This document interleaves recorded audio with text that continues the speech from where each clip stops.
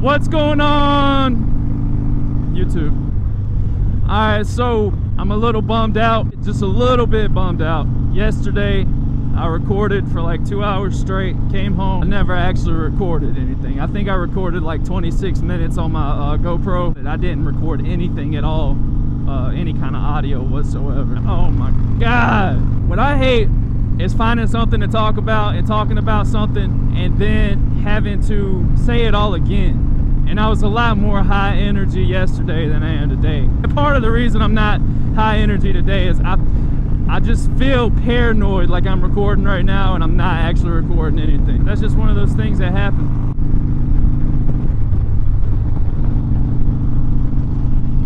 And they were calling for rain today at around this time, which is right now it's 6.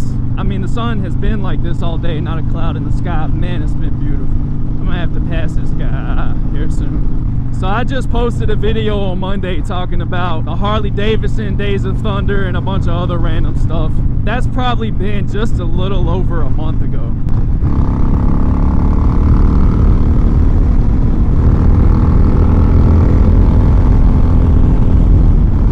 I feel like an asshole sometimes. I don't like being sandwiched in between two cars. I do not sit in traffic. It's just point blank period. I'm not saying that I won't. Like, I try not to lane split and things like that because I know it's not legal. You know, like law enforcement around here makes it a point to be well known that it's not legal. I'm all for the legalization of lane splitting though. But I just don't sit around cars. I try to be in an open space and try to keep them behind me if possible, you know?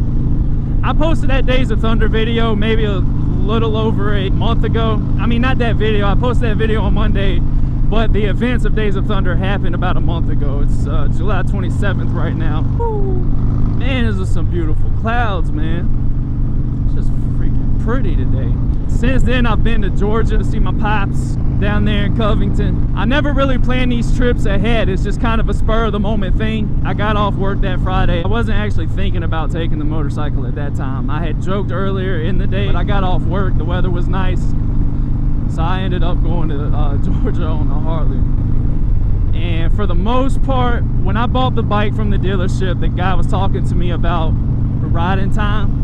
And I was like, you know, I want a bike I can take down to Bike Week and to Myrtle Beach and things like that. And he was like, you know, well, you can. He said you can definitely take it on the interstate. It's very viable, and it is. I took my camera with me, and I planned on actually doing some recording while I was down there. I was gonna kind of ride around and get some footage down in the Covington area. I got to be honest with you. When I got off work and I made that 3-hour trip on the motorcycle, after about 2 hours, my back was killing me, and I was absolutely ready to get off. And I wasn't even looking forward to the ride back. I did ride it back, obviously, but when I rode it back, it wasn't nearly as bad on the way down there. I guess just working all day, getting off work, coming home, and making that trek took a lot out of me.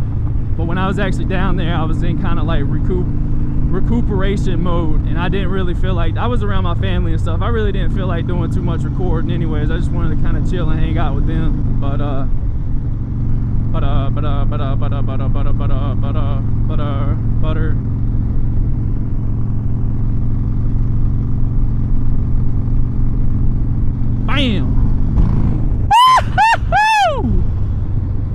But my pops is a pretty cool guy. He's a very hard-working man. And he got into an accident. Well, I wouldn't even call it an accident. He had a portion of his foot amputated not too long ago due to an infection called MRSA. I know MRSA can get pretty nasty. They basically just have to cut the infection out as opposed to treating it. I don't know if MRSA is something that can be treated, maybe if you catch it early enough, but I think it was too far advanced. He brought in a foot doctor. They said basically a portion of his foot has to go. So for the last month, he's been in recovery. And when I was down there, I don't know who all does this, but I've personally never heard of Bundrick stew ever until I went to Georgia. And then I was told about Bundrick stew, and I'm not entirely sure if that's like a normal thing that a bunch of people make and call it Bundrick stew and everybody just has their own versions of it, you know, like potato soup or something, or if it's like a special stew that only this guy makes.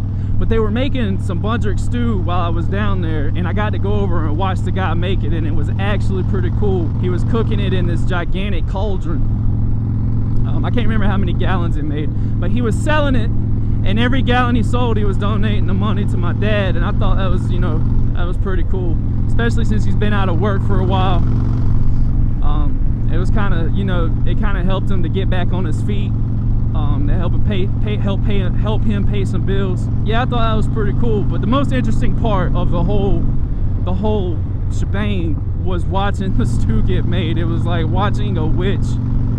You know, if you're into like medieval and witches and fantasy and lore and things like that, it was like watching a witch make up like a potion or something. They just had this big cauldron looking thing, and they were stirring the stew with a paddle, and every ingredient that they were putting into the stew was like supersized.